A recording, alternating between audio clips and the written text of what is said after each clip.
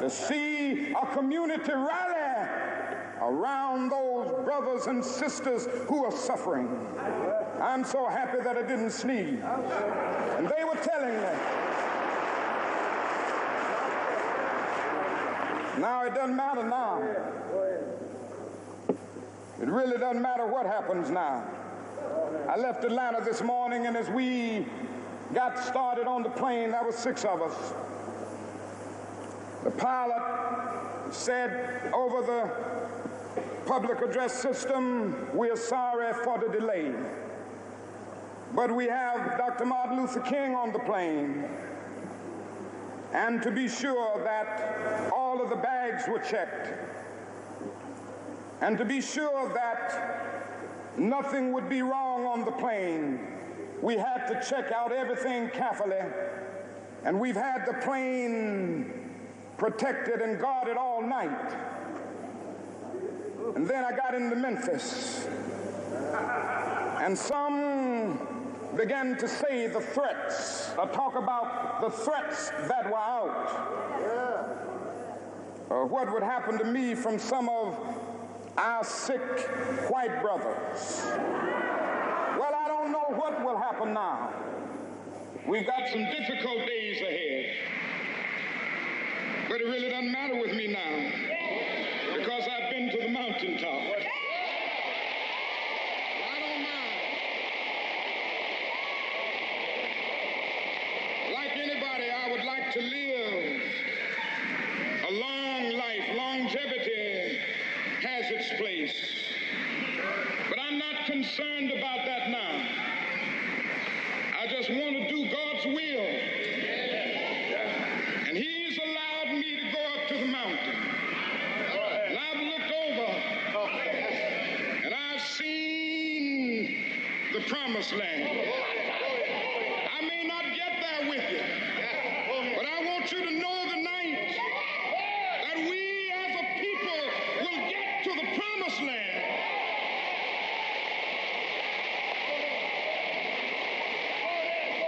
So I'm happy tonight. I'm not worried about anything. I'm not fearing any man. Mine eyes have seen the glory of the coming of the Lord.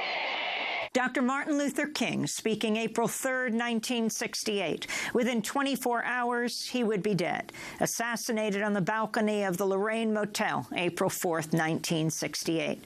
Today is the federal holiday that honors him. That does it for our show. Democracy Now! Is produced by Mike Burke, Dina Guzder, Nermeen Sheikh, Carla Wills, Tammy Warrenoff, Libby Rainey, Sam Alcoff, John Hamilton, Robbie Karen, Hani Masood, Sharina Nadura, Tamery Astudio, Adriano Contreras, and Maria Taracena. Mike DeFilippo and Miguel Noguera are our engineers. Special thanks to Becca Staley, Julie Crosby, Miriam Barnard, Hugh Grand, David Prude, Vesta Godars, and Carl Markser. And to our camera crew, John Randolph, Karen Krug Meadows, Anna Osbeck, and Matt Ely. I'm Amy Goodman. Thanks so much. Something special is coming this Friday. Wondering what it is? Well, you'll have to tune in on Friday to find out. If you're a regular viewer, you can probably guess. Tell others how much they don't want to miss this, too. Free Speech TV is one of the last standing networks dedicated to justice, equity, and sustainability. I'm Tom Harbin, host of the Tom Harbin.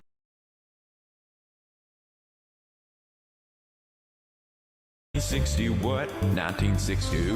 1960 what? 1960 who? 19 hey, Motor City's burning your home. That ain't right. No, no, no. Oh, it's burning, it's burning, it's burning, it's burning. Great God Almighty, it's burning. The Motor City's burning your home.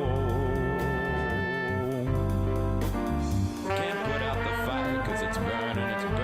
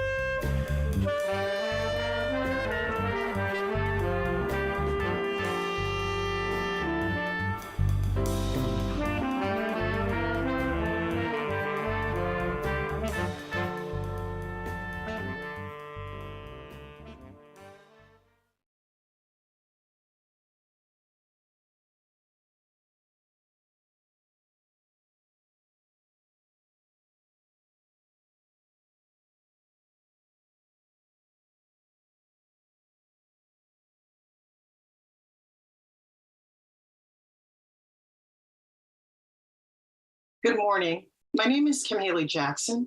On behalf of the Belmont Human Rights Commission, I would like to welcome you to the 29th annual MLK Breakfast. We honor Dr. King's life and legacy by gathering today in unity and to continue his work toward equity and the uplifting of those whose voices have been silenced or ignored. While we celebrate his work, it is important to recognize we have a long way to go, as we will hear from our guest speaker this morning. Before we begin, I would like to leave you with a quote from Dr. King. Our lives begin to end the day we become silent about the things that matter. Please welcome Reverend Gary Richards from the Belmont-Watertown Methodist Church with our opening prayer. Good morning. I bring you greetings on behalf of the Belmont Religious Council, the clergy and laity, and I offer this invocation as we begin our program this morning. God of many names in all places, how good and right it is to dedicate this hour to honoring your servant leader, Dr. Reverend Martin Luther King, Jr. However, we pause to acknowledge Dr. King's vision of a beloved community is far from being a reality. Unjust systems and structures deny our neighbors the fullness of life. Housing is not available and affordable. Wages are not just, and voting rights are under attack. May our gathering result not only in remembering, but also in recommitting. Remembering Dr. King's message and recommitting to the work of racial and economic justice. Grateful are we for all who labored over the months to bring us to this time. May the opportunities and possibilities of this hour bear the fruits of justice in the days ahead. Amen.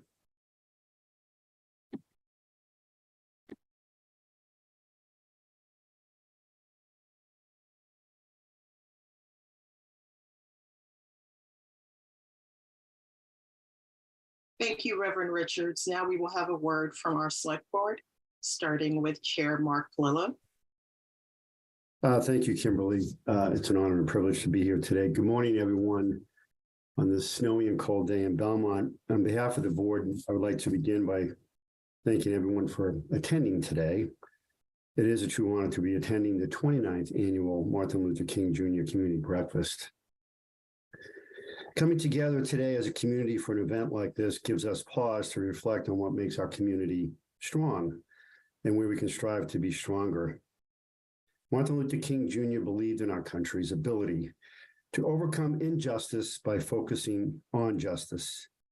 Dr. King's inspirational story and legacy shows us the power and positive impact of joining together in a common cause for the respect of human dignity. When I think about what's best in Belmont, it is events like this that come to mind, events where we come together with a shared purpose of supporting those within and those outside our community. An event bearing the name of Dr. King, where everyone has a seat at the table and we share the common understanding of believing in Dr. King's dream as our own dream.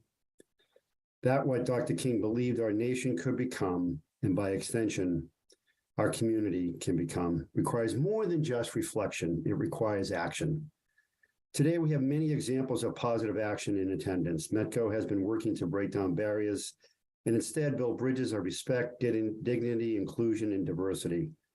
METCO is a proud example of a model organization that has made a positive impact in our region through expanding educational opportunities and increasing diversity in our schools. Efforts like this help make a difference. Efforts by those of us here today, those of the Belmont Human Rights Commission and Belmont Against Racism make a difference. On this day of reflection and action, let us continue to strive toward making positive differences in what are and what will surely continue to be, unfortunately, challenging times in our town, in our state, and our country. The strongest path forward for us all is to remember to help each other, and even though we may not always agree, we can still strive to work toward a more just, peaceful, and healthy world. Thank you.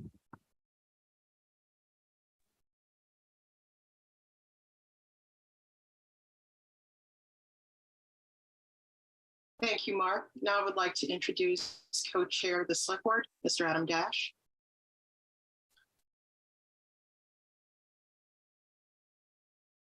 Hello. As I speak to you for the last time, I want to thank you all for being here, and I want to bring the very best greetings from the government of the town of Belmont. They say history is a guide. History is filled with the best of human achievement. Unfortunately, history is also full of heinous evil. That miserable wheel of hate always gets a spin, and where it stops, everybody knows. I've seen and learned a lot of things during my 2 terms on the select board. Public trust and respect for elected officials and public institutions is much less than when I first got elected to the select board in 2017. And we've recently been through a lot of death, pain, and hate. But I'm optimistic because I know the heart of Belmont. I know that this community cares about each other and that despite our differences, we all want this town to be a special and inclusive place. The existence of this very event for the past 29 years is proof of that. Not even a pandemic could stop it.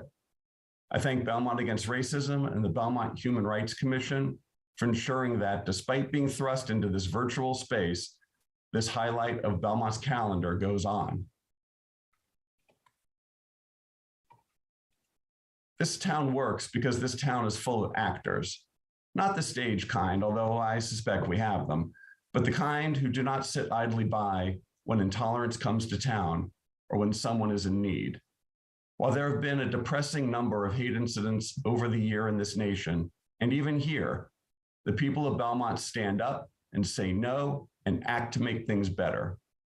Failure by inaction is way worse than failure by action. And Belmont is full of good people who have no fear of failure and who do something. You are the doers. You are the ones here early on a holiday morning to talk about difficult subjects. You are the doers, but I ask you also to be the recruiters. I need you to bring new people into this discussion. Tell your neighbors, tell your friends, let them know about groups, commissions, committees, events, and other opportunities to promote love and tolerance both in Belmont and beyond. They do not need any experience or a clean past. I mean, sure, there are things in our lives that we could have all done better.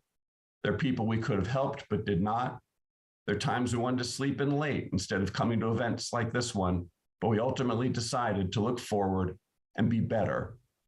We here are not shaken and forsaken, but we need to remind others to be more like Belmont and act. One can always say that it's way too late, but it is never too soon. Maybe it's later than we would like, but it's never too late. So I implore you to be the reckless optimist and hurl yourself towards justice and truth, because the only way to break down hate-filled infections of the public sphere is that. Be good, love all, bring others along. Thank you. I would now like to introduce one of the most consequential members of our community, a fighter for justice, for fairness, for accountability. I'm honored to introduce Middlesex County's District Attorney and Belmont's own, Marian Ryan. Thank you, Adam. Thank you for allowing me to be a part of this program today. You know, I have the privilege of serving as your district attorney and really motivated by what we know Dr. Martin Luther King wrote in 1963 from his jail cell, that injustice anywhere is a threat to justice everywhere. Addressing the systemic racism in the criminal legal system and confronting hate and bias motivated conduct has really been a core piece of the work that we do in the district attorney's office here in Middlesex.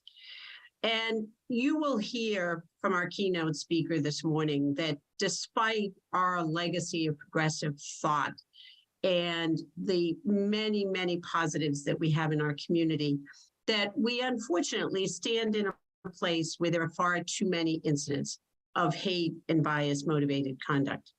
To give you a sense, just here in Middlesex, last year, in keeping in mind that many, many people who are victimized in this way never report to police or to law enforcement what has happened, we had on average last year a reported incident every 4 days.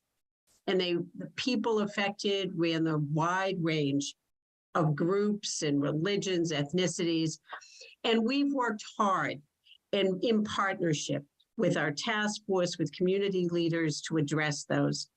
And as you heard already this morning, Belmont has had many of those difficult incidents, but we've also been a community that has really been a leader. Even just during this pandemic, so many of you have come out to attend those meetings and have the hard conversations, to stand often in bad weather and in the darkness on the corners, whether it be at the gazebo or in Cushing Square, to really make a difference, to make a statement about what this town is about. And continuing this breakfast tradition is a piece of that. So it's so important today that we recognize the impact that these kind of incidents have in our community, the way in which, allowed to grow unchecked, they can tear at the fabric of the community, but that we also today do a number of things, that we celebrate where we have been and what we have accomplished. We mourn and remember many of the things that have happened here over the last couple of years. And also, I would ask you that we do something tangible, that we take our feelings and turn them into action. On Friday of this week, we will again file with the Massachusetts legislature 2 bills that would strengthen our ability to fight hate and bias motivated conduct. One of which would pull together our anti-hate, anti-bias statutes to make them clearer. And the second would really put some impact into those statutes by saying that people who are affected by conduct that damages their property, even if they are not the owner of that property, can seek redress. And that any restitution that's ordered in those kinds of cases must be used to mitigate what might have happened. So for instance, if you have symbols or hateful phrases that are put on a public building and restitution is ordered, it must be directed at ameliorating those conditions. So after Friday, we will have bill numbers for that. I'll make those available to the Human Rights Commission. We'll share those with all of you. But I ask that we leave here doing one action item, and that is to support those bills in the months going forward to help us be even more effective in moving forward the thought, the conversations, and importantly, the action around these instances. So again, thank you so much for allowing me to be part of this morning's program. Thank you for, as Adam pointed out, making the effort to be here with us on this cold, snowy day. And I'm going to turn it back over to Kim to introduce our keynote speaker.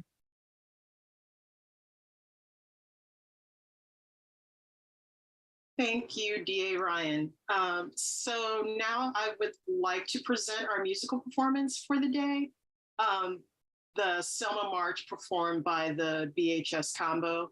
I would just like to say that, you know, the dedication of the Belmont youth to move us forward is truly heartwarming. And I would like to give a special shout out to this BHS Combo who worked within the community over their holiday break to bring this wonderful performance.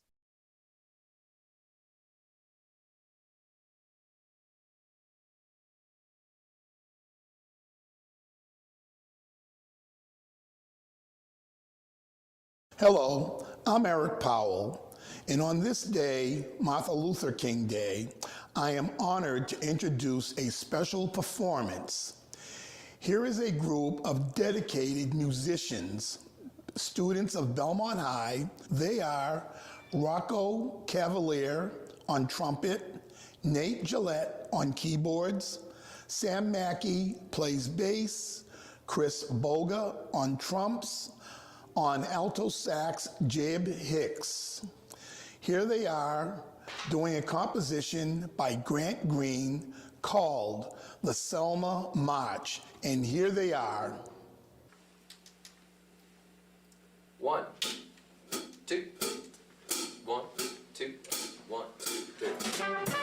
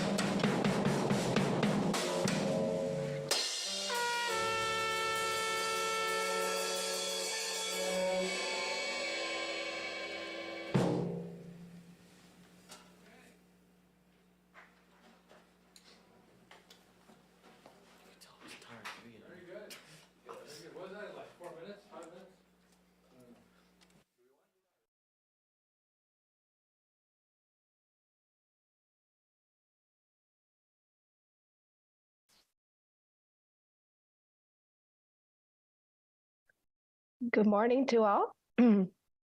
My name is Lara Guzman-Hosta, and I am the Vice Chair of the Belmont Human Rights Commission, BHRC for short.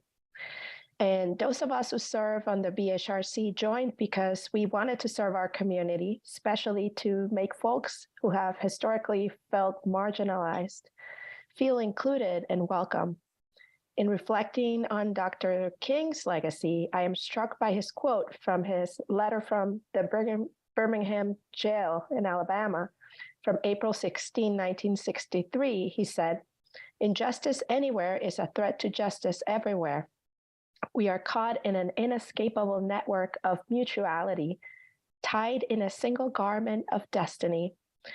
Whatever affects one directly affects us all indirectly." I believe Dr. King is encouraging us all to take action when anyone in our community is targeted and marginalized, even if it does not affect us personally. Given the rise in racist and anti-Semitic discourse and violence, it is important that our communities understand and learn ways to combat hate. That is why we are delighted to present our keynote speaker today, Mr. Calum Farley. Calum Farley is an investigative researcher with the Anti-Defamation League Center on Extremism, where he monitors neo-Nazi extremism with a particular focus on the accelerationist movement. He frequently represents the Anti-Defamation League in briefings and trainings with law enforcement and community organizations.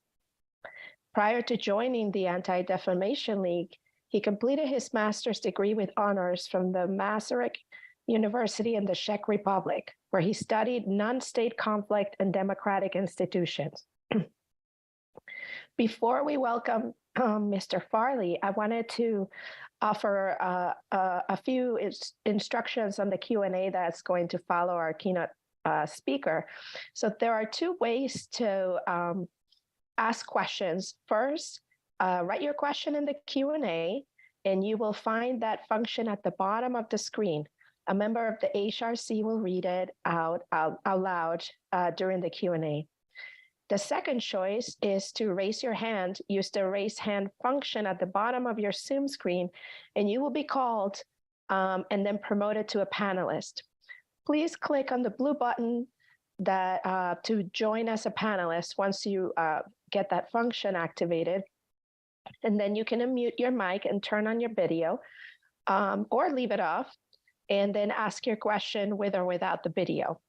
Please keep your questions brief so that others may participate, and feel free to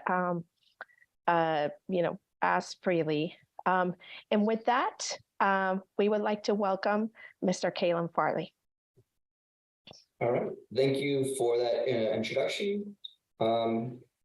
I just need to share my screen. Can someone let me do that? It says that it's disabled for a second for the moment. There we go.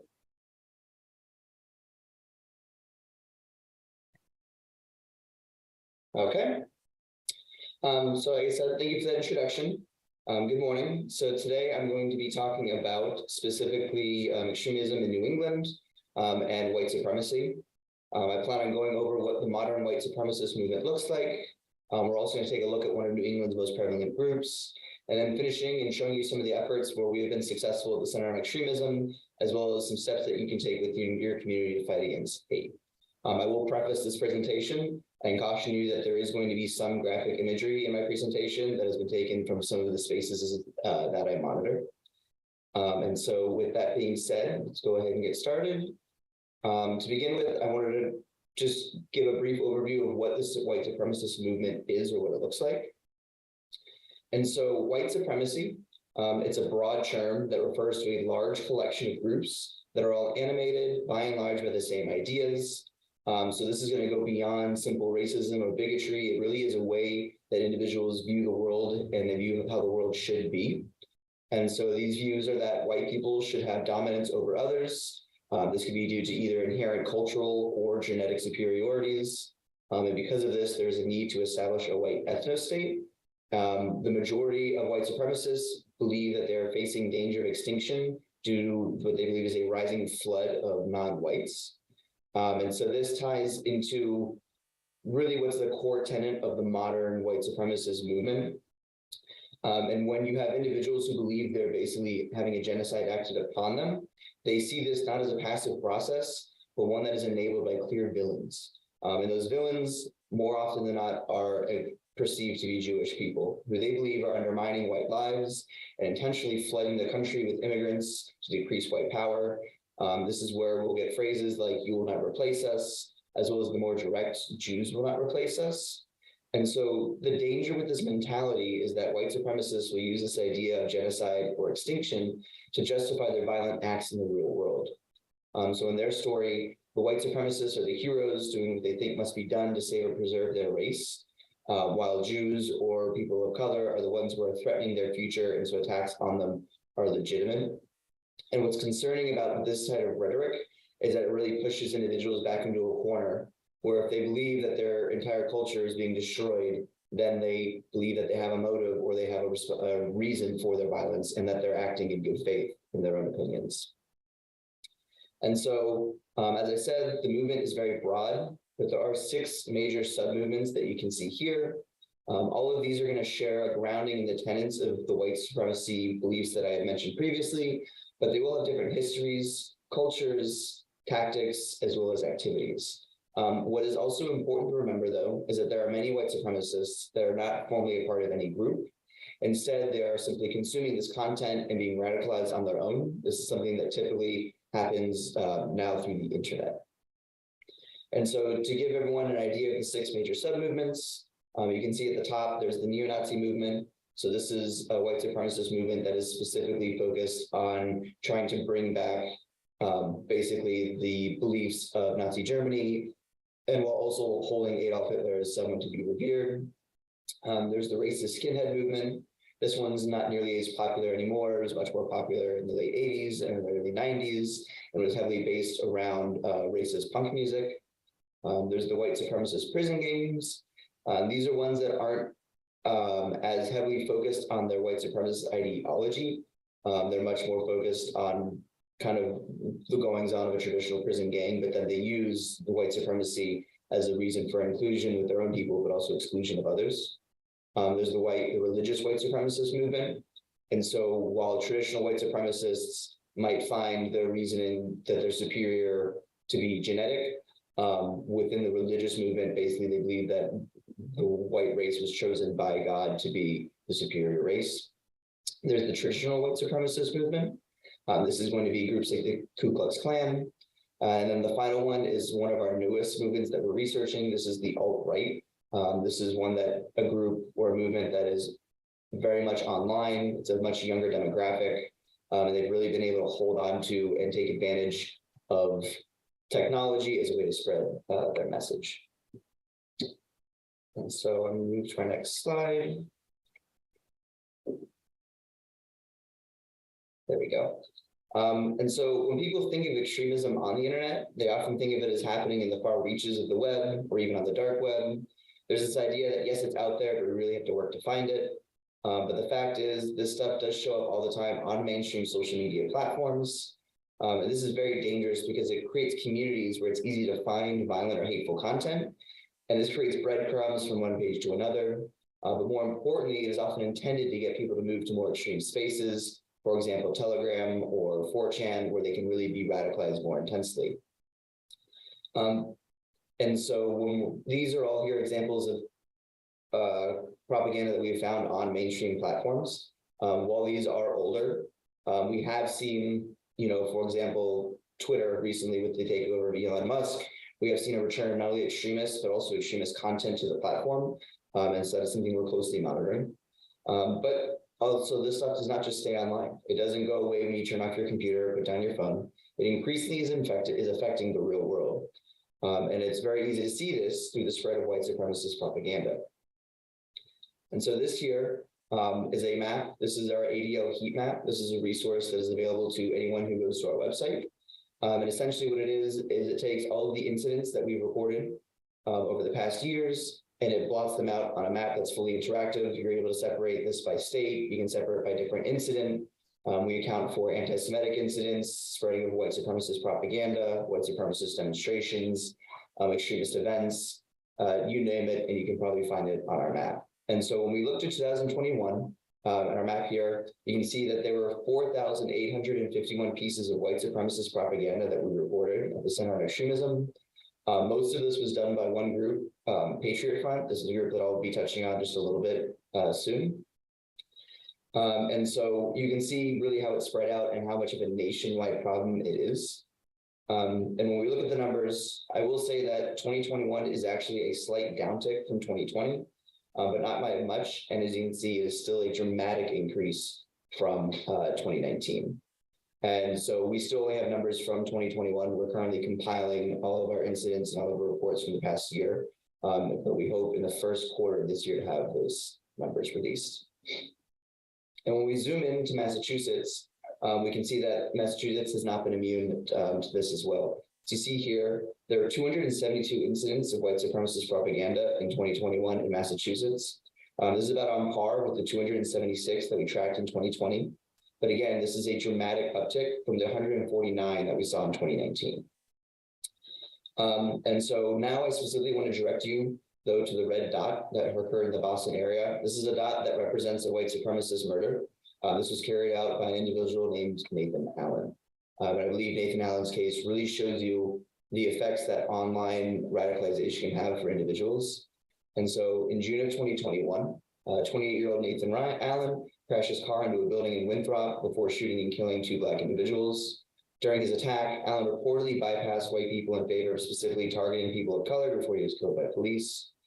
Usually in these kinds of cases, there is some kind of public leakage beforehand, some evidence that the attacker harbored violent or racist beliefs, or some sort of negative event that would spark their rampage. What's remarkable about this case is those things didn't really exist. I went through Allen's social media after the attack, and there was nothing to suggest that he harbored any sort of deeply racist opinions or that things were going poorly for him.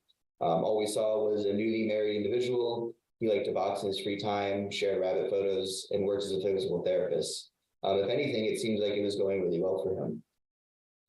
And yet, in his private writings, we see a person who had been poisoned by white supremacy as well as anti-Semitism.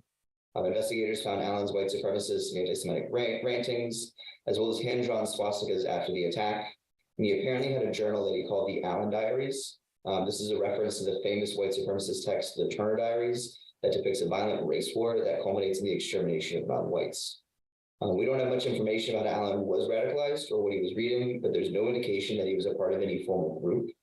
And that really shows you the power of this stuff and this messaging that we find online, that it's so strong it can convince a young guy to throw away what seems to be a pretty good life in the name of white supremacist violence. And it again shows you, as I spoke earlier, while there are major groups and major movements, there's a much larger kind of demographic of white supremacists who aren't formally a member of any groups. And with the internet, they're able to basically radicalize themselves online.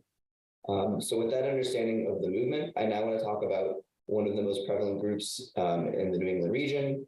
This is the Nationalist Social Club. They also go by NSC 131. So NSC 131 is a group that was founded in 2019 by Christopher Hood. It is a neo-Nazi group that started off as a group that was dedicated to covering up anarchists and gang graffiti with their own graffiti. And they specifically see themselves as soldiers at war with a hostile Jewish-controlled system that is deliberately plotting the extinction of the white race. And so to combat this, NSC works in the form of underground networks of white men who are willing to fight their perceived enemies. This is through localized direct actions that includes flash demonstrations as well as counter-protests. For a little while, NSC had chapters across the country. This included places like Florida, Kentucky, Texas, and Virginia. They even were international for a little while with a chapter in Hungary. But this was until 2021 when they announced that their chapters outside of New England were closing so that they could focus their efforts.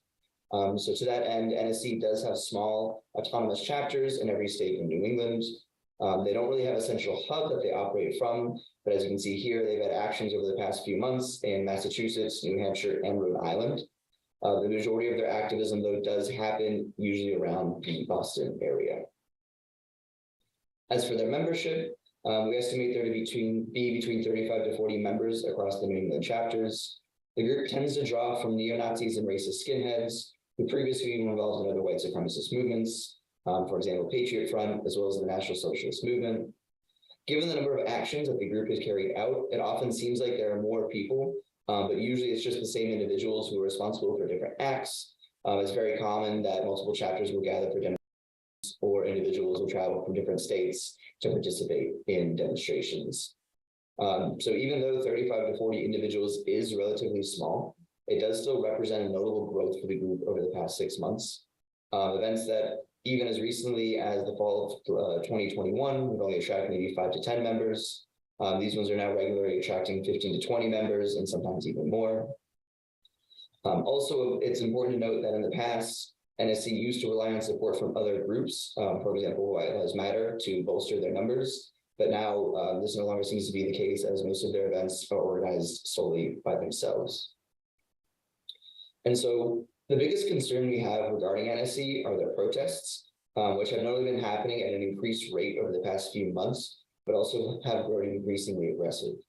So starting with frequency, in the past, NSC used to hold events maybe once a month, but for the first few months of this year, we saw them up their rate of events to almost every other week.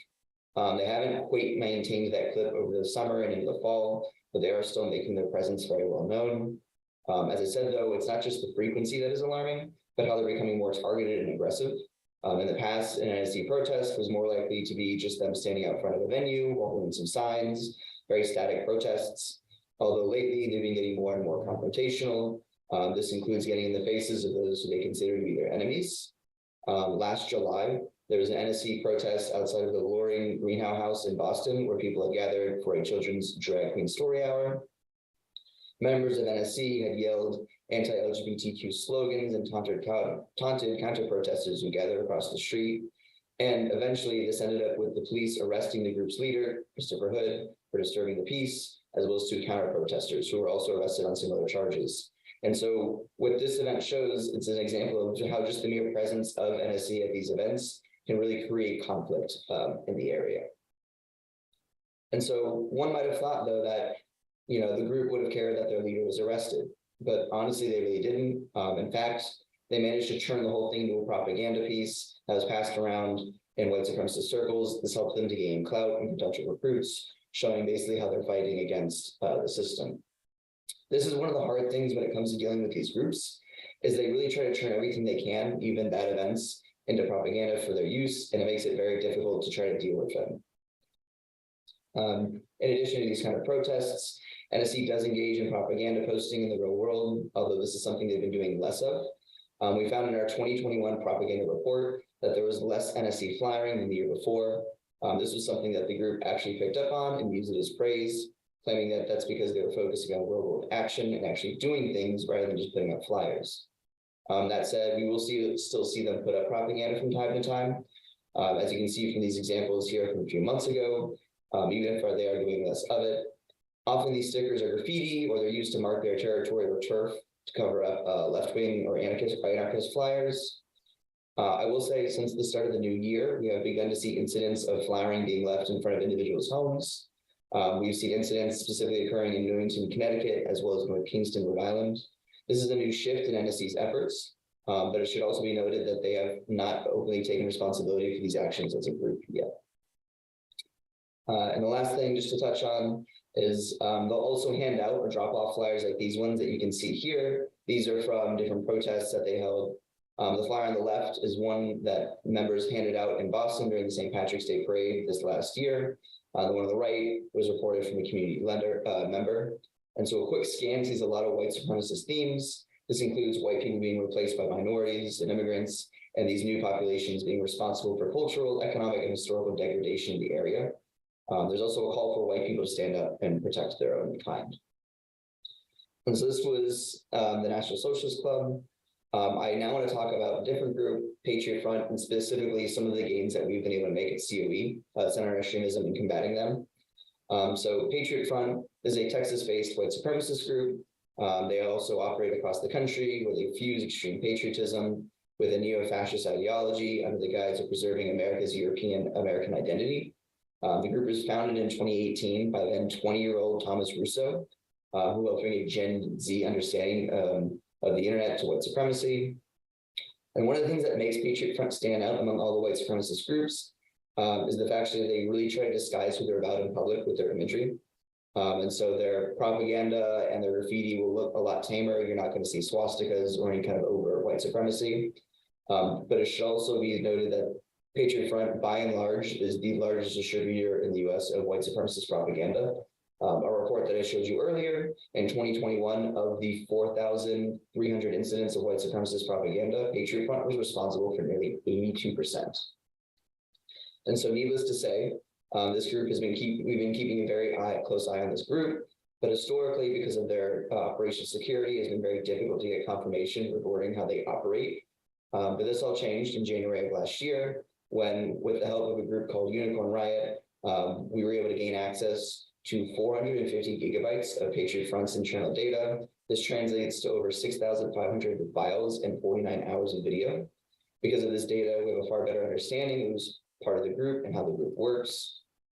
In the past, Patriot Front has been very careful to wear masks to obscure their faces during their activism and events posted on the group's social media. But the leak was filled with loads of photos and video footage of Patriot Front members not wearing masks, which has enabled us and other online activists to start identifying these individuals. And part of this reporting, we were able to find out that nearly 1 in 5 applicants to Patriot Front claim connections to the military. This is a disturbing number because it means that many of these individuals will have been trained in combat situations in the event that they ever do decide to take violent action. What we also learned is we got insight into their internal structures, which informs our understanding of how they operate. For example, we know now that Patriot Front has a national team that consists of their founder, Thomas Rousseau, a photo coordinator who handles optics and promotional work, and an interview coordinator who handles the recruitment process. Beneath this, the group is organized into regional networks, where each network has a regional director charged with hosting meetings, handling recruit interviews, and keeping Rousseau informed about the network's activity. A quartermaster who is responsible for a variety of things. This includes handling event transportations, raising funds, and a scribe who has to keep up-to-date records of activity and taking notes. And so the importance with gaining access to this is that more not only have we been able to actually identify individuals, we've also been able to figure out, like I said, which ones have military experience, how they're being recruited. By looking at the structure here, we can focus our efforts more on where they're being active and understanding where they're based. And so it's really provided us with a lot of insight, which is helping us to combat this group. And that's something a note I really wanted to end on this. I know that when talking about hate, it can really feel overwhelming. It can feel like there's nothing that we can do because it's, in every corner, it's everywhere, but there are success stories. That's one of them. I also think it's very important to note the size and the scale of these groups. For example, NSC is a group that I said there's 35 to 40 members. But we also have to remember that this is one of the most prevalent groups in all of New England, and it only comprises of 30 to 40 individuals. Something that's really encouraging for me is usually in reaction to these groups, whether it's counter-protesting or online activism, the response is more often than not much larger than the group itself. And so I think it's really important to keep that in perspective as well. And also to understand that to see all the work that we are doing, I can just think of today and the actions that you guys and this group is doing locally, what Mr. Dash talked about at the beginning of today's piece, how we have the willingness and the energy and the effort to stand up to hate. And that's something that's very encouraging. I think also it's important to show the work and the efforts that are going on with, District Attorney Ryan and the legislation that she talked about and laid out, and really making sorts of efforts to bring our communities together. I also personally strongly vouch for education. I think when communities are better educated and more understanding of the threats that they're facing, it's much easier for everyone to come together and to fight it. And to that extent, the ADL has a number of different resources. The Center on Extremism does on our website. We have, as I showed you, that map to get an understanding of what's going on in your area, if groups are active. We also have a glossary of hate symbols, so you can see and understand maybe what symbols might be prevalent through propaganda or through stickering in your neighborhoods, in your communities. And so then, when you see these sort of symbols, whether to report it to community leaders or report it to law enforcement, to really get ahead in fighting these groups and their presence before they become much harder to deal with. Other efforts you can do, there's the ADL's Protect Plan. This is a multifaceted plan that you can help us with in signing our petitions. This includes working with community leaders. This includes vouching for or promoting different types of policy and legislation, not only at a national level, but also a local level, to reflect the different communities that we're cooperating with. You can report any hate crime, discriminatory incident, hate-based graffiti, or propaganda, as well as problematic event to community, to our ADL incident reporting. This is where we get a lot of our information, so it really helps us to understand where we need to be doubling our efforts in doing our research and monitoring. You can also share our resources and insights to inform conversations in your communities about the landscape. And lastly, you can help by working through our regional offices and joining our fact-finding committees and assisting us in kind of the everyday monitoring that we work with. And so with that, thank you for listening to my presentation, and I am ready for any questions you may have. Great, thank you. Thank you, Mr. Farley, for such a great presentation. We're going to go to the Q&A portion of our event. And just wanted to remind folks about the the choices for asking questions. You can either write your question in the Q&A section, And you will find that function at the bottom of your screen, and a member of the BHRC will read it out loud. The second option is to raise your hand. Use that raise your hand function at the bottom of your Zoom screen, and you will be called on and then promoted to panelist. Please click on the blue button that says join as panelist.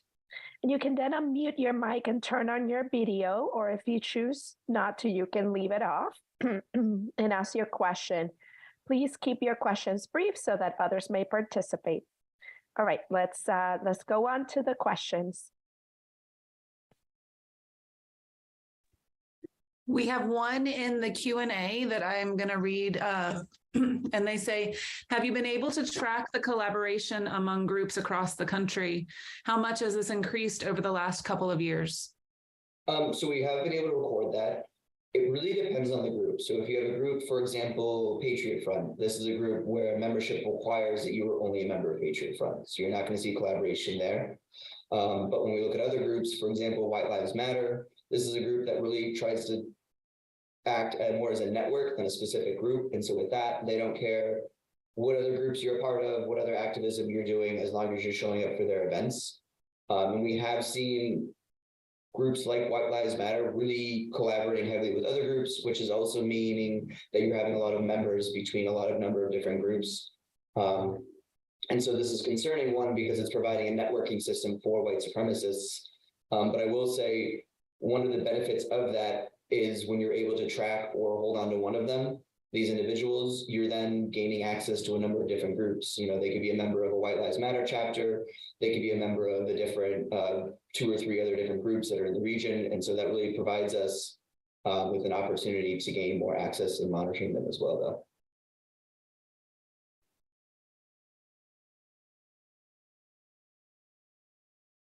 though. Thank you, Calum. And I see that Mark has his hand up. Thank you, Lara. Mr. Farley, really concerning presentation and scary, actually frightening. And many of us think that this doesn't happen in our local community, but I'm sure it does. As a member of the select board, I'd welcome an opportunity to talk further with you outside of this meeting. It seems to me that there's more that we can do in town government to support your efforts, much more, other than attending today and saying really nice words and supporting Human Rights Commission and Belmont Against Racism. There's more that I think we can do from an activist perspective, and I'd love to learn more about that because I'm really concerned. We see these stories. My wife and I see these stories on the news, and we're frightened by them. And it seems to become even more prevalent, or it becomes almost acceptable to be a member of these groups in some sort of situations, unfortunately. So I think there's more that we can do in Belmont. I think there's more that we can do as a select board to support your efforts, and I'll work to reach out to you to discuss those matters, and perhaps even invite you to attend one of our meetings if you'd like to, if you'd be willing to do that. No, I really appreciate that, and I would wholeheartedly agree that it's definitely a concerted effort. I think it can be so much more effective when everyone in different communities, whether it's government, community leaders, education, are able to work together, because there's only so much I can do in researching it, and I can talk about it, but unless there's another end of it, whether it's, this group here this morning or getting the word out so people are more aware of these situations, it's that kind of working together and then saying, okay, here's the problem. How can we solve this together? What is it that local government can do? What is it that local law enforcement can do? So like you said, it really is a full group effort. I agree. Okay, great. Thank you, Mr. Farley. I appreciate talking with you further. Thank you. We have some more questions in the Q&A. The first is, hello, I had heard that the NSC 131 neo-Nazi group had launched harassment campaigns against LGBT events, including Story Hour, including several hateful rallies that shut down an event in Fall River. How can we empower and push the police in these cities to crack down and infiltrate and hopefully take these groups down? So I think a really important part with law enforcement is working with them so they understand the gravity of a group like NSC. One of the biggest efforts that we do at the Center on Extremism is working with law enforcement to provide intelligence and to give them the understanding to know the kind of groups that we're dealing with. This is something that I have done personally in helping with law enforcement in the New England region, reacting to either providing them with information ahead of planned protests or after the fact, providing context so they can understand who this group is, who it's working with, so that, the next time they see them or when they hear chatter or talk about this group, they understand, oh, this is something we need to take much more seriously, or also understanding that if there's going to be a LGBTQ plus event, knowing that this is a group we should expect to be there, and so we should be able to hold them accountable. I think we have seen that. Like I said, there was the Lauren Greenhow protest back in July where the leader of the group was arrested for fighting. And so I believe that law enforcement is trying to do what they can to protect these communities. But again, it's the first step is them understanding the kind of group and the kind of individuals that they're dealing with. Thank you. In that same line of thought, another question. You mentioned tracking incidents of anti-Semitism and racism. Are you keeping track of anti-LGBTQ activity as part of your numbers about these groups? So these are not in our previous year audits. We are reporting them. We've started reporting, I believe, this year. We've entered a recent partnership with GLAAD, where we now have a analyst on our team who started recently, who is working specifically on anti-LGBTQ plus issues. That's protests as well as the kind of imagery or propaganda that we see online, and study it and be able to get in front of this form of hate that's become unfortunately very common in the past year. Another question, has the ADL determined the cause of the rise in hate incidents over the past few years? We do not have a central kind of causation or reason for the rise in hate over the past couple of years. And one about schools. Do you know of any white nationalist groups recruiting in local high schools? We do not know of any groups that specifically use high schools as a place to target or recruit individuals. There are a lot of groups who usually have limits. So Patriot Front, I believe you have to be 17 to join. NSC, you have to be 18. White Lives Matter, I believe you have to be 18. That being said, with the internet, though, it becomes very easy for these younger individuals to gain access to the internet. And I think youth recruitment is definitely a very large issue. I see it in the sense, the group Patriot Front was founded by Thomas Rousseau, who at the time was 20 years old. Christopher Hood, I believe he's 23 years old right now. He's been in these movements since he was 16 or 17. And what I think that shows is how easy it is for individuals to gain access to these spaces at a very young and impressionable age online. And so these groups really don't need to actually go out and advertise and try to recruit from these people, because to some extent, they're kind of coming to these spaces themselves.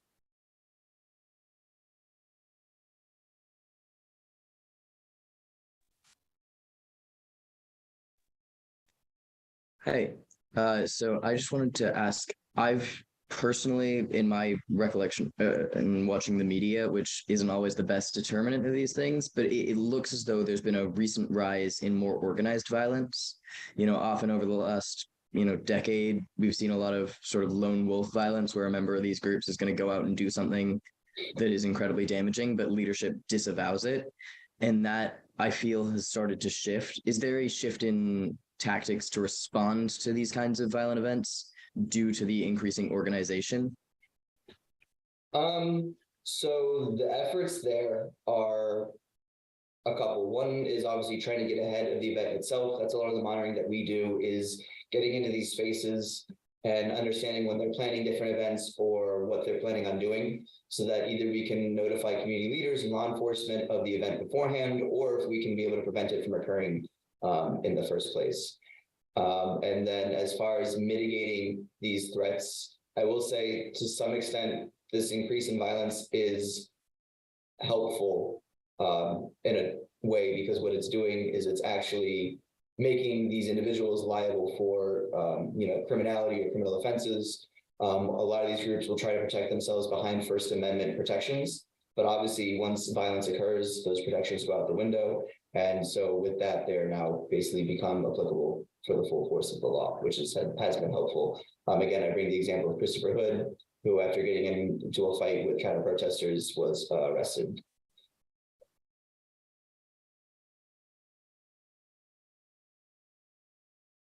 Catherine?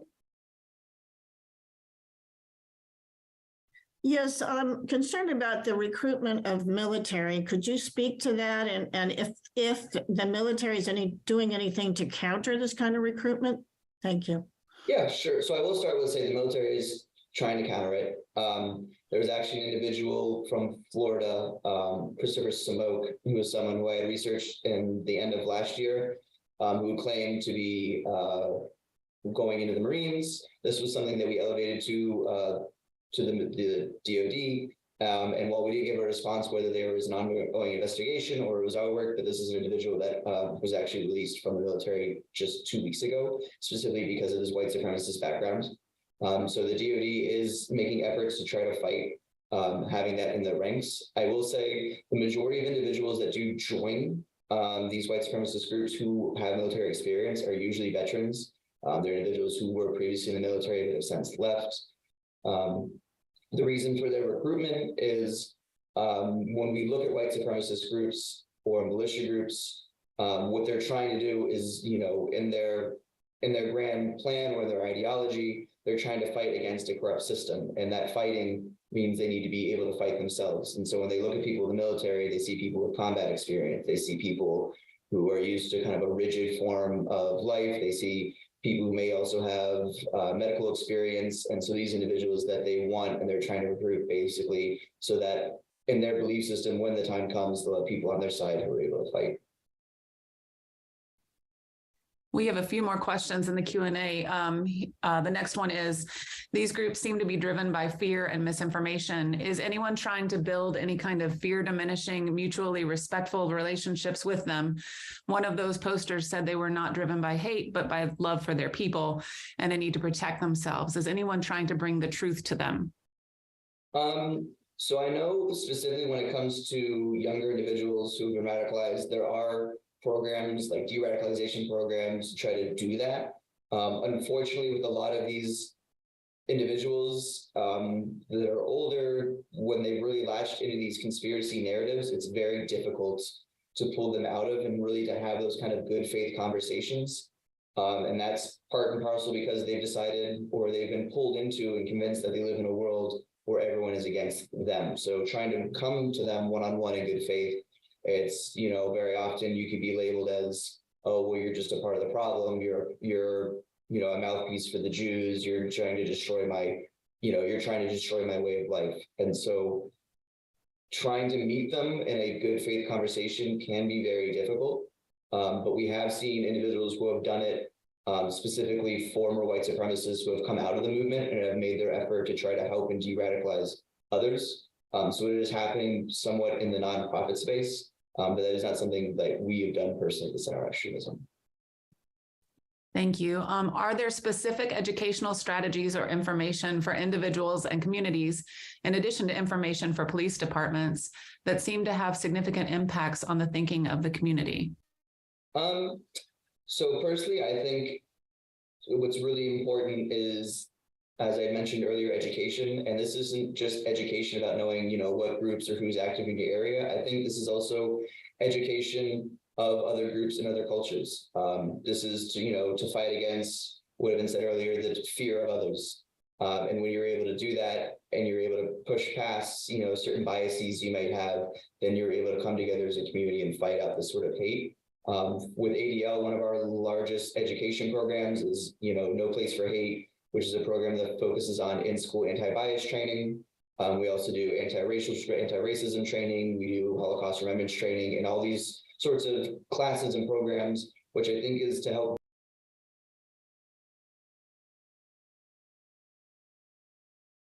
communities among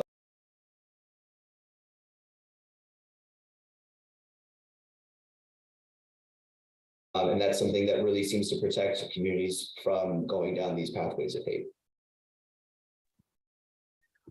You mentioned the risk of insider neo-Nazis who are attempting to recruit former military or police. How can we counter these efforts? This could pose a risk to our communities. It really can. You're right. What we can do with there is working with and informing local law enforcement as well as other, first responder groups of these threats. Back in September, we released our reporting that we had done on the militia group, the Oath Keepers. where we had found across the country thousands of members of government technically were at one point holding an Oath Keepers membership. Is after going through that information, local law enforcement and local government offices where these individuals were working, to notify them and to push them to do their own internal investigations into these individuals. So I think the first step is understanding who these people are, who these individuals are, and then talking to and working with the communities that they are working in to educate them on the presence of these individuals and to hopefully, root out this kind of undercover form of hate. A question about individuals being targeted. You mentioned an increase of targeting individuals directly this year by flyers at homes, for example. Is there anything people can do to protect themselves?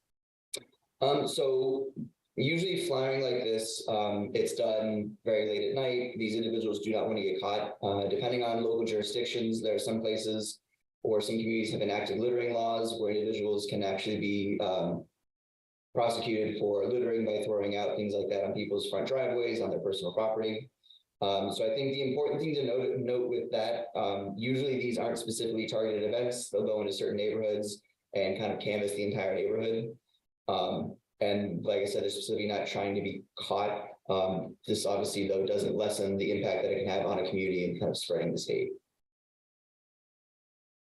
A question about faith communities. Are there ways that faith communities can have significant impacts against local hate groups? Or would you have suggestions of what faith communities can do to address and counter local hate groups?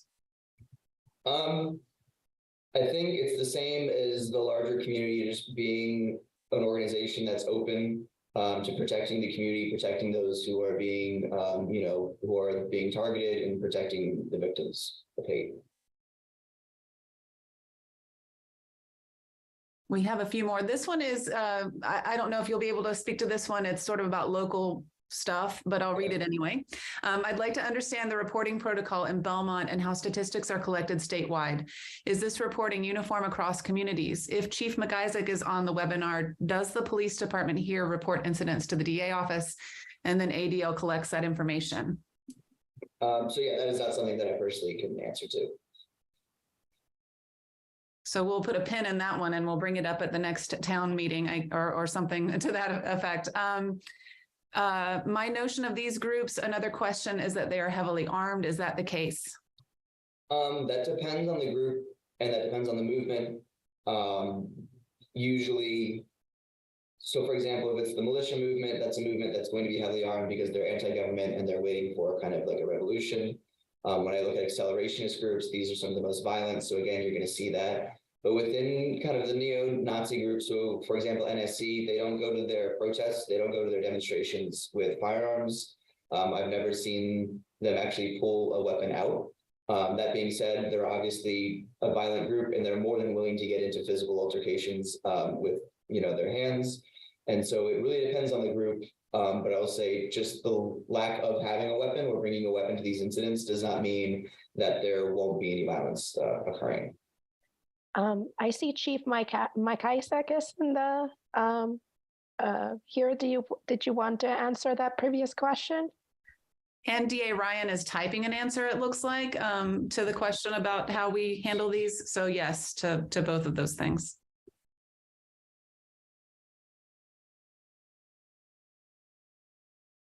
You're muted. There you go. Hi, this is Chief McIsaac. So I just actually got on my email last week a request from the ADL to report on these incidents, and we do that every year. And yes, we would report to the district attorney when we have cases of hate that occur in town, and we do record them. Some of them we record one way if it's just graffiti or whatever, and other ones when it's a serious crime. But we do communicate with the ADL annually on these reports. Thank you. Unfortunately, in the interest of time, this has to be the very last question. There are lots of questions in the chat, and I really appreciate and thank you all for being engaged in this topic. Last question. Can we lobby to enact stronger laws against hate speech that purport to hide behind the First Amendment, but border on incitement of violence? An example is NSC 131 hanging a hate sign on Route 1 in Danvers that said Jews did 9/11 on September 11th, 2022. I think there's always an opportunity to lobby, to work with local governments, and work in finding ways that legislation and policy can protect communities. With that being said, that isn't necessarily my strong suit, policy and legislation, so I'm not sure the technicals of how that would work, but I definitely believe that that is a pathway that we should be looking into and working on to protect our communities.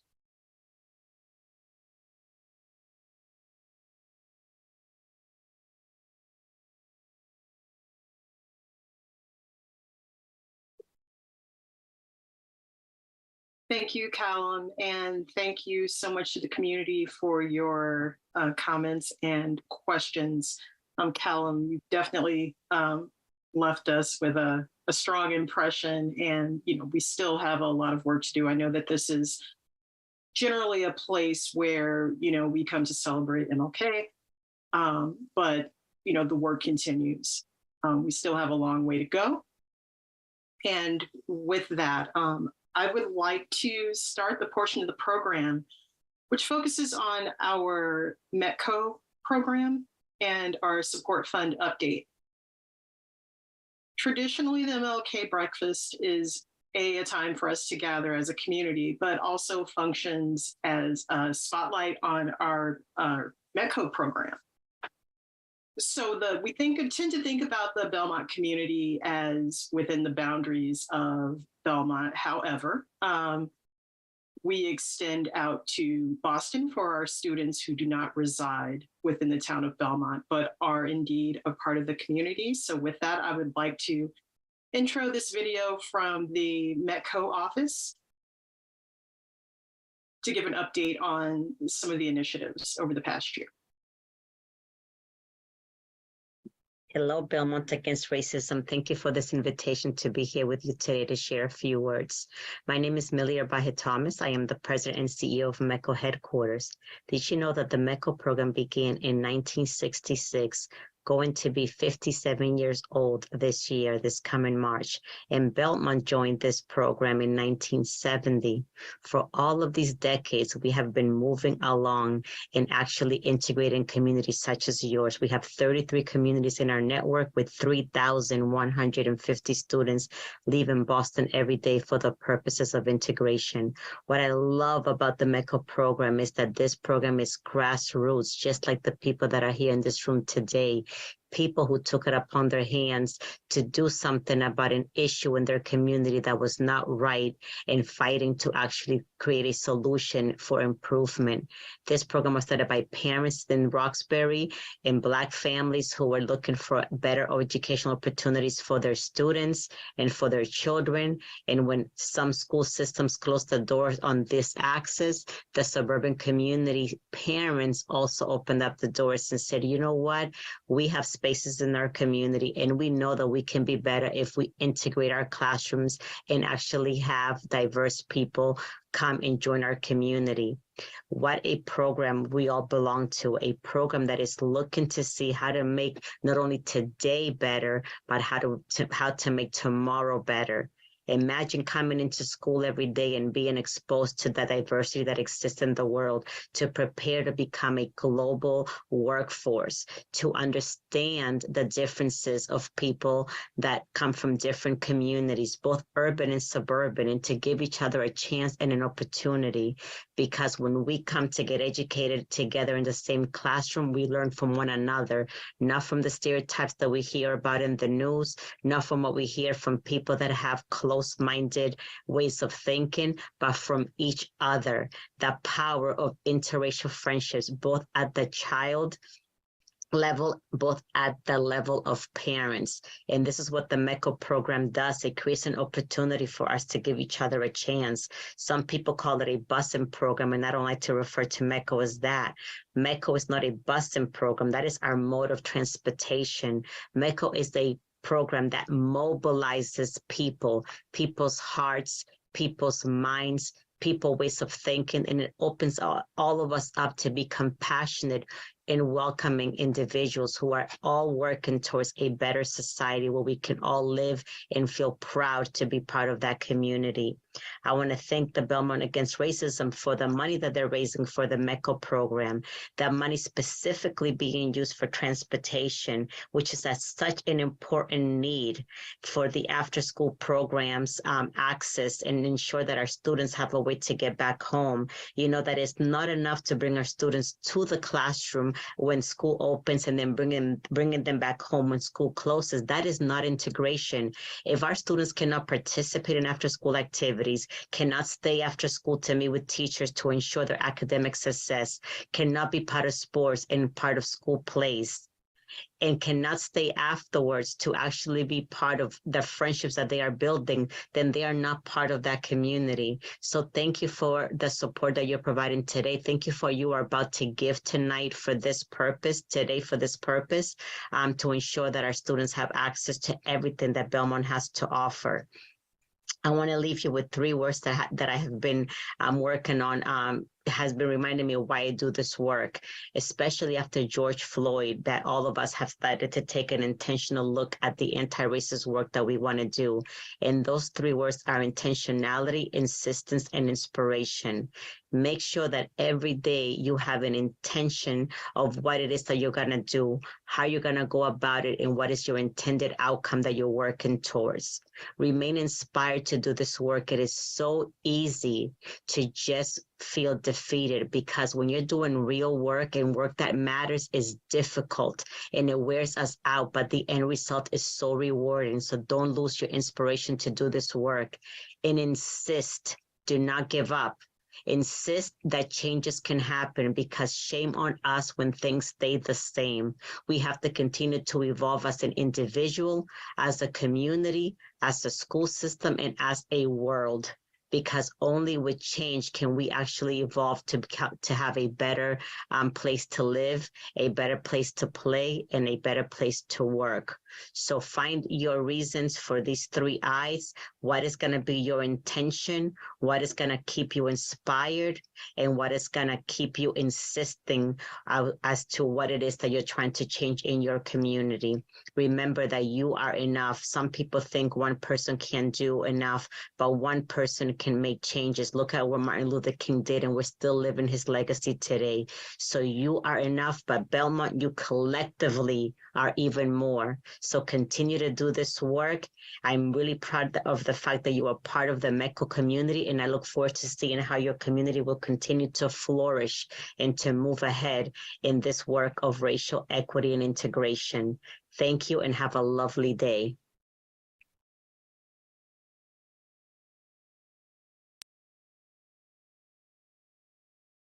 Many thanks to Millie from the METCO office. Now I would like to share a few words from Yarimar Navarro and Leslie Pena, parents within the Belmont community.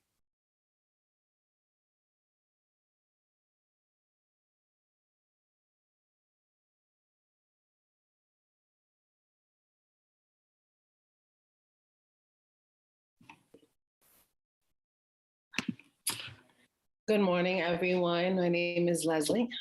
As a parent of a 6-year-old in Belmont School District, I'm extremely thankful for METCO providing my child with the opportunity to receive a rigorous education. I must admit, as I prepared my son for his first day of school in September, I was nervous and excited for him at the same time. Truthfully, I was nervous because he was going into a predominantly white school district, and I fear that he would encounter prejudice, an unsupportive and unwelcoming community, contemptuous staff, and classmates who would outcast him. Yet, I was still hopeful that his experience would be great and I would be wrong. On October 2nd, almost a month after my son started school, our home caught fire. And in an instant, our lives had turned upside down.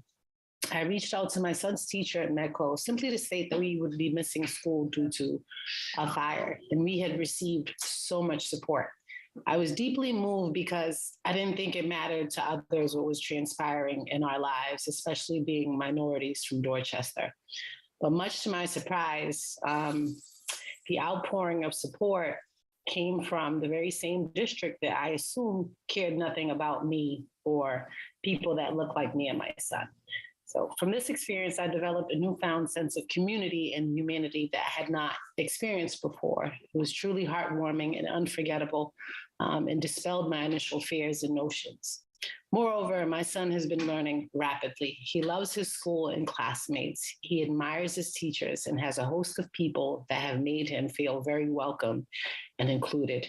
For that, I am forever grateful and hope it continues for years to come.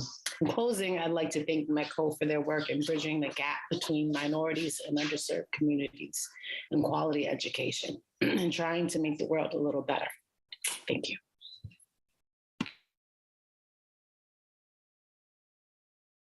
Thank you, Leslie. Yarimar, are you on?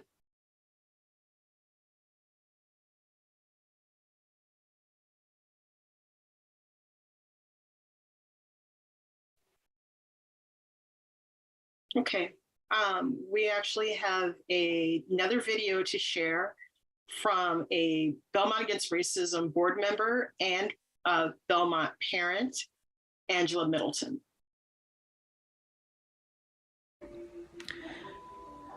Good morning. My name is Angela Middleton, and I am the proud parent of a current senior at Belmont High and a member of the METCO program. Over 20 years ago, Belmont Against Racism began fundraising at the annual MLK breakfast for transportation for METCO students who participated in after-school sports, music, or academic activities. It was a METCO parent who gave Barr the idea, saying it would be easier for her son to participate in basketball if he had a safe ride home from practice. Over the years, thanks to the generosity of donors, many students have been provided safe rides to their door during the dark winter months. In addition to after-school transportation for high school students, the METCO Support Fund provides grants across all the schools, including transportation for stay and play dates at the elementary schools, scholarships for students for class trips and leadership conferences at the middle and high school, professional development for teachers, books and lots of snacks, including for METCO students in an extended day at the Chenery, bus snacks for elementary students before their long ride back to Boston, pizza parties for students gathering at the high school in Chenery Middle School, and before COVID, a bowling event for Boston and Belmont students and families at Boston Bowl, organized by parents from Boston and Belmont. Other events to help students feel they belong, such as a recent trip by Burbank students into Belmont Center, where they were able to purchase a book at Belmont Books and enjoy an ice cream. The goal of the fund is to enhance opportunities for METCO students to be fully included in Belmont activities, to be able to connect with fellow students outside of academic hours, and to have materials that reflect their experiences and give students a sense of belonging. We hope you will consider a donation. To donate, please go to belmontagainstracism.org and click on the yellow donate button, or make a check out to Barr and send it to Post Office Box 649, Belmont, Mass. 02478. Please put METCO Fund on the memo line. Thank you so much.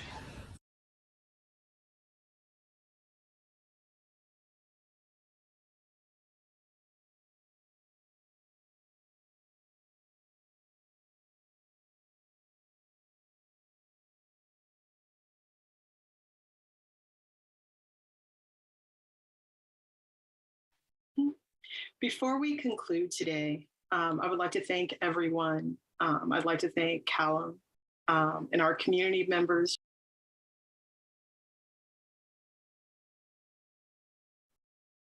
Please get involved within your various communities, their various groups within Belmont. that are moving forward, and we would welcome anyone who is willing to come and join us in the fight. There's Dave's service that I want to mention that is going on today, starting at 10, actually at the Beach Street Center. So please, if you are able, please go to Beach Street. And with that, I would like to introduce Rabbi Krebs to give the closing prayer and benediction.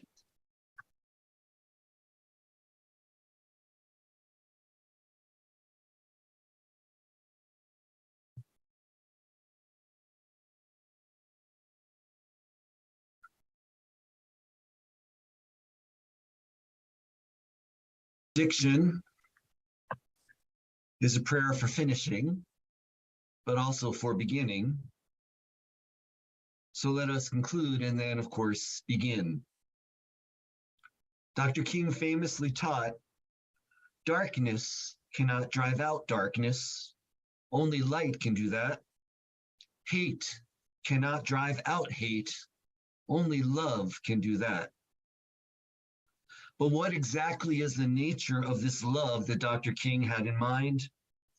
What kind of love is strong enough to drive out hatred?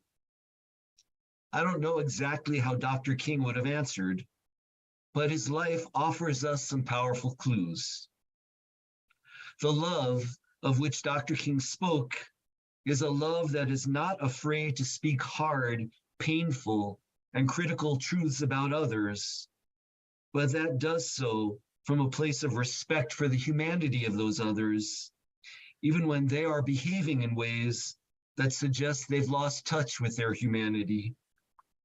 The love of which Dr. King spoke is a love that insists on honestly naming the ugliness that is part of human nature, even as that love insists on nurturing a stubborn faith, a wonderfully stubborn faith, in people's capacity to change for the better, in people's ability to reclaim the inner goodness, the compassion, and the light that God has placed in the heart of every human being, even when that inner light is so very hard to see, even when that light is so terribly obscured by, so deeply buried beneath a corrosive hatred.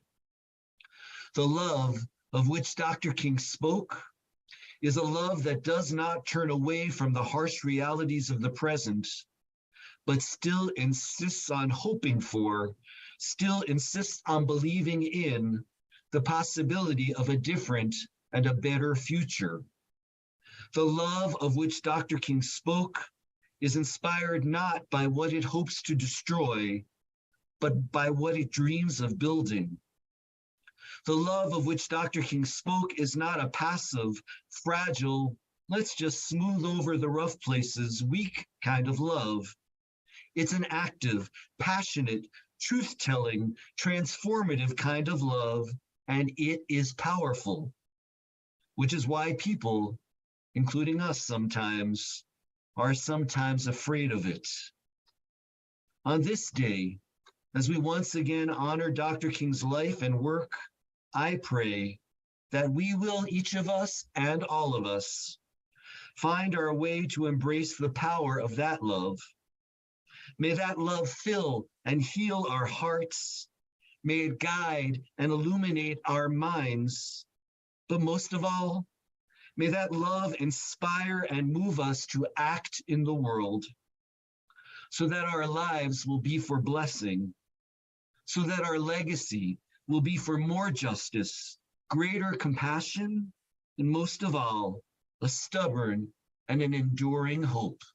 Let us say, Amen.